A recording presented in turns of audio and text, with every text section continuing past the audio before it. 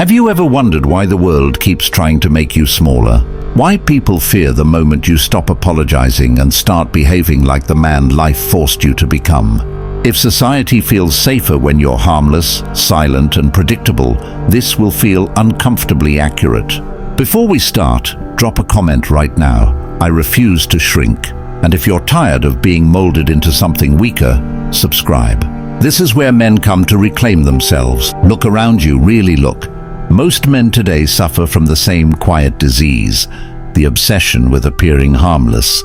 Watch them closely.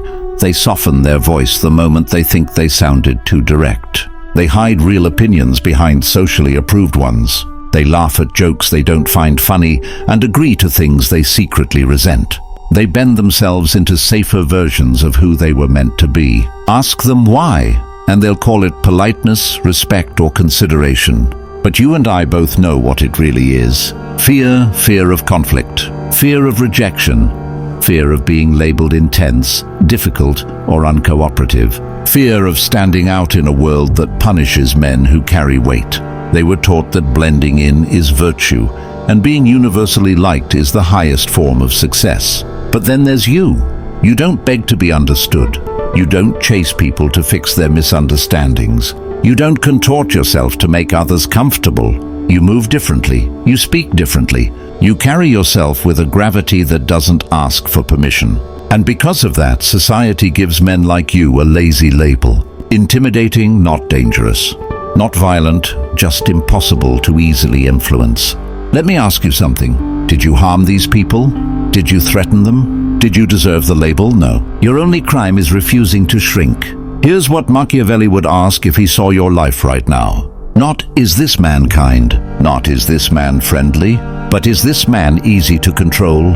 Because in a world built on manipulation and pressure, the most dangerous man isn't loud. He's the one who cannot be bent, bought, or bullied. And men like that will always unsettle the weak. Number 1, eyes of conviction. He entered the room without a word, yet everyone felt it.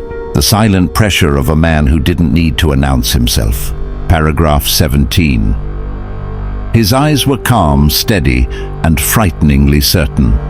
Not the eyes of someone hoping to be respected, but of someone who had already decided he would be. Paragraph 18. Those were the eyes of conviction, the kind that make people straighten their backs without knowing why. Paragraph 19. Most men speak loudly to prove a point. He never needed to. His gaze carried the weight of a man at peace with who he was and what he would walk away from. Paragraph 20. Conviction gives you a presence noise never can. People tried to test him. Weak men always fear someone who refuses to be uncertain. Paragraph 21. But when he looked at them, steady and unshaken, they backed down, not because he threatened them, but because he saw through them. Paragraph 22. Conviction is uncomfortable. It exposes the doubts others tried desperately to hide. Paragraph 23. He was once unsure like everyone else, but life taught him a brutal truth. A man with no conviction can be bent, shaped, or broken by anyone. Paragraph 24. So he cut away the lies, stripped his excuses, and built a clarity that could not be moved. Paragraph 25. Now when he speaks, people listen. When he decides, others follow. Paragraph 26.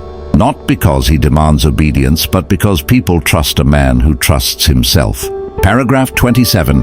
That is the first law of power. The world bends to those whose eyes do not flinch. Paragraph 28. Number 2. You read people beyond their words. You don't just hear what people say. You notice what they avoid saying. Paragraph 29. Most men take words at face value. You notice pauses, shifts in tone, and tiny inconsistencies others overlook. Paragraph 30. While they chase meaning in sentences, you study the silence in between. That's where truth usually hides. People reveal themselves without realizing it. Their eyes flicker when they lie. Their shoulders tighten when they feel threatened. Their voice softens when they want something. You read these signals like a second language, decoding intentions long before words appear. It isn't manipulation, it's survival. The world is full of masks, and you learned early that trusting words alone can cost you everything. This skill didn't come from talent. It came from betrayal, disappointment, and moments when truth appeared only after damage was done. Over time, you trained your intuition into a weapon. While others are distracted by charm, you focus on patterns, what people repeat, what they defend, what they laugh at, what they fear. Habits reveal more than stories ever could. When someone speaks to you, they feel it. That unsettling sense that you're not just listening, you're reading them. It makes liars nervous and honest people strangely comfortable. Once you see someone clearly, you know exactly how close or how far they should be in your life. That is the second law of power. Understanding people gives you an advantage no one can see, but everyone can feel. Number 3, your scars changed your aura. You don't carry your past. You wear it in your presence. Your unseen scars changed how you walk into a room. They hardened your voice and sharpened your focus. People feel it before you speak. You've been through things that didn't just wound you. They rebuilt you. Once you hid those scars, denied their influence, pretended they didn't shape you. But pain leaves fingerprints on the soul, and yours forged the steel inside you.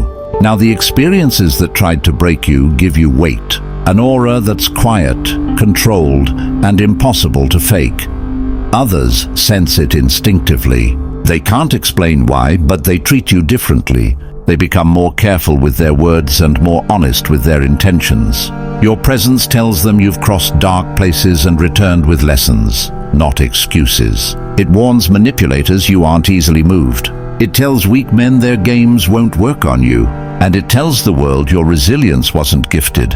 It was earned. You no longer seek validation. Nothing compares to what you've already survived. You don't exaggerate your strength. You simply don't hide it anymore. Those scars gave you depth most people never reach. A presence forged in discomfort and refined in silence. That is the third law of power. The world respects a man who has suffered and still stands unshaken. Number 4, you are comfortable with silence. Silence is where most people lose themselves. They fidget, ramble, and fill the air with noise to escape their own thoughts. But not you. Silence doesn't weaken you. It strengthens you. You learned that a man who sits calmly and quiet cannot be rushed, pressured, or manipulated. You don't enter conversations to dominate them. You enter to listen, observe, and measure. People mistake silence for weakness. But you know better. Silence is a strategy. It exposes insecurity, amplifies truth, and reveals what desperation tries to hide. In arguments, your calmness disarms people. They expect anger and chaos. You give them stillness. Someone unafraid of silence has mastered his emotions. And emotional mastery is rare power. While others rush to fill the void, you use it to think, measure, and decide. Your silence has weight because it's intentional. You don't speak unless your words matter. You choose timing over impulse, clarity over noise. When you speak, people listen. Not because you're loud, but because your words have purpose. This comfort with silence makes you unreadable, composed, and difficult to control. It shows the world you don't seek approval, attention, or validation. That is the fourth law of power. A man who controls silence controls the room. Number 5, you choose discomfort over safety. Most people chase comfort and avoid growth. They avoid risk, challenge, and anything that forces them to evolve. But you move differently. You learned comfort feels good, but it weakens you. Discomfort hurts, but it builds you. And you chose the path that strengthens you. At some point, you made a quiet decision that changed everything. You chose discomfort over safety. You stopped settling for easy paths and hiding behind excuses.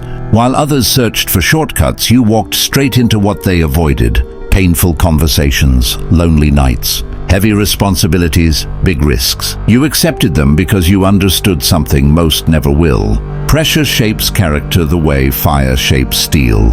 Every challenge scraped away weakness. Every failure taught a lesson comfort never could. Each step into the unknown made you more capable, disciplined, and dangerous in the right way. People see the difference. Not reckless confidence, but calm certainty earned through survival. They sense you don't run from difficulty. You confront it. You don't crumble under pressure. You adapt. That alone separates you from the majority. Comfort offers peace. Discomfort offers power. And you chose power over softness. That is the fifth law of power. The man who chooses discomfort becomes hard to defeat. Number 6, you are unaffected by opinions. At some point you stopped letting other people's opinions direct your life.